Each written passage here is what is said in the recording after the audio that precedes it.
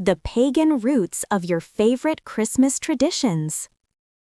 Stop wrapping presents and pour yourself some eggnog, because the true story of Christmas is far wilder than anything you learned in a holiday special.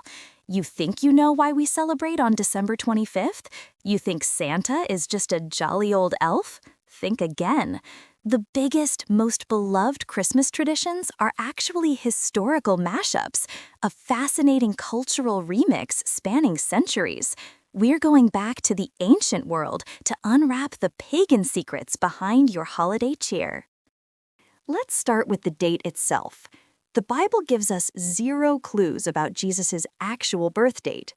Early Christians debated for centuries, with different groups celebrating in March, April, or January. So why December 25th? Well, the Roman Empire was already celebrating the winter solstice, the turning point that meant longer days were coming. Specifically, they celebrated Sol Invictus, the unconquered sun, on the 25th. By the 4th century, the Church in Rome chose this day, likely to co-opt and Christianize the existing, hugely popular pagan festivals like Sol Invictus and the wild Roman Saturnalia. It was a smart move of cultural assimilation. Next, your magnificent Christmas tree. Bringing evergreens indoors during the darkest part of the year is an incredibly old tradition, symbolizing life and fertility in pre-Christian cultures. But the decorated indoor tree we know, that distinct tradition solidified in 16th century Germany among Lutherans. People would decorate fir trees with apples, nuts, and candles. This custom was famously brought to England by Prince Albert, the German husband of Queen Victoria, in the 1840s.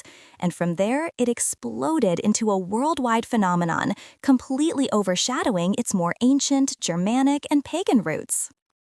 Now for the presents. Christians view gift-giving as a reminder of the Magi's gifts of gold, frankincense, and myrrh. But the practice of an annual gift exchange on this day also has strong ancient ties to the Roman Saturnalia. That week-long festival involved lavish feasting, merrymaking, and the exchange of small symbolic gifts called sigillaria. Separately, the tradition is also influenced by the real-life good deeds of Saint Nicholas, a 4th century bishop known for his secret acts of giving and generosity to the poor.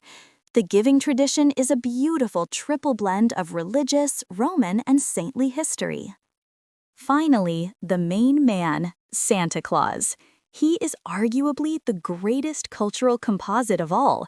He starts as Saint Nicholas, the Turkish bishop.